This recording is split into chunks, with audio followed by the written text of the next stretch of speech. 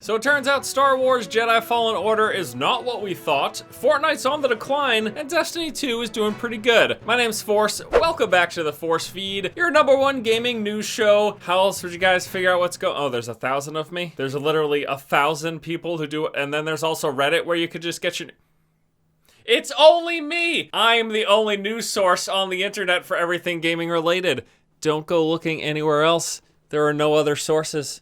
Trust me. I feel like I'm just going crazier and crazier as time goes on. So let's get into the news. First up today, this is actually a really interesting story. We're gonna be talking about Star Wars Jedi Fallen Order. Now, when the E3 demo came out last week, it was like 15 or so minutes of gameplay. Most people had basically the same impression of the game. The thought was Fallen Order is gonna be this linear action game in the vein of games like Uncharted. It turns out we were incredibly wrong. This information coming from a recent episode of the Giant Beast cast, which kind of unveiled that the game is actually going to be more like a Metroid Dark Souls hybrid. And I know people are so sick of hearing games compared to these games. Listen what we figured out. Evidently, you're going to start with a ship, and it's going to allow you to visit any of the planets in the game in whatever order you like. So you're going to go into those planets, and it turns out they're more of like a labyrinth with these different interconnected sections, hidden shortcuts, and entire areas that are completely optional with side activities.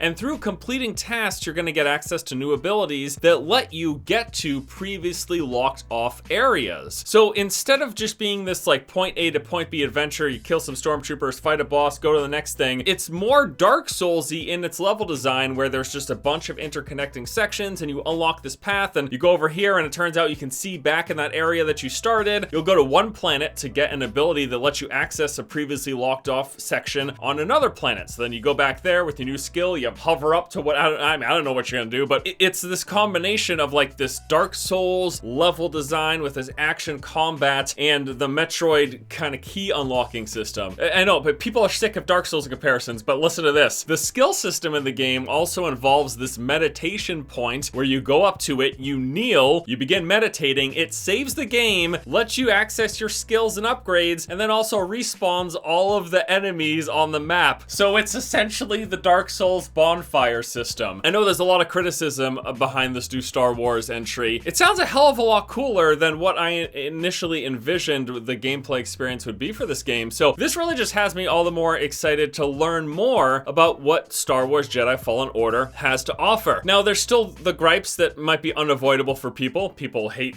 EA. A lot of people weren't too impressed with what we saw from the combat. None of this new info that I'm sharing with you is probably gonna change your mind, but this has me much more excited than I initially was, and I was already okay with this idea of like a 10-hour linear romp through the Star Wars universe. And this sounds a hell of a lot cooler. Next up in the news, Fortnite viewership is on the decline. Apparently, this year's post-E3 Celebrity Pro-Am saw a 72% decline in viewership compared to last year's event. Now, there's a lot of things to keep in mind. First off, a lot of the professional players and celebrities that were in last year's Pro-Am didn't participate in this one. And then there's just the fact that, like, the viewership of the game kind of expected to slightly go down over time. You check out, like, the game's popularity on Google Trends, for example, skyrocketed for over the course of a couple months, and then it just steadily went down, down, and down, and it's probably going to continue to do so. Maybe there'll be a spike here and there with a big update, but I doubt it's going to be at the point where it was at the height of its popularity. This is quite normal. Games explode in popularity, and then the world moves on.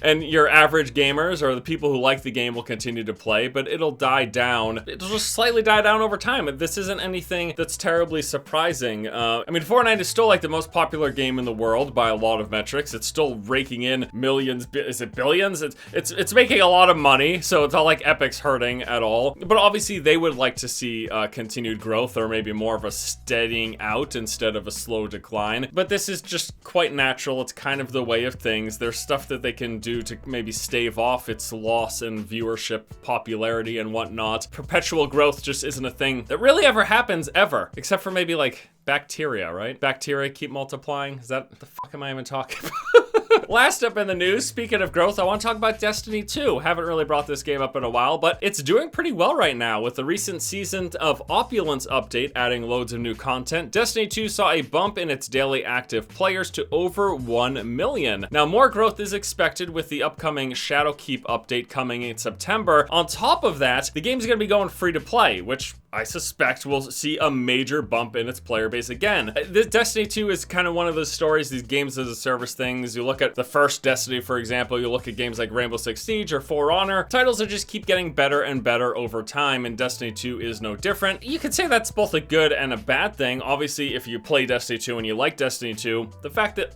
all these updates keep coming out and keeps getting better and better, fantastic. On the other side of things, you got a lot of people that are like, we just want you to launch these games in a better state. Destiny 2 launch, not great reception. Destiny 1 was the same way. The Division was the same way, but improved with time.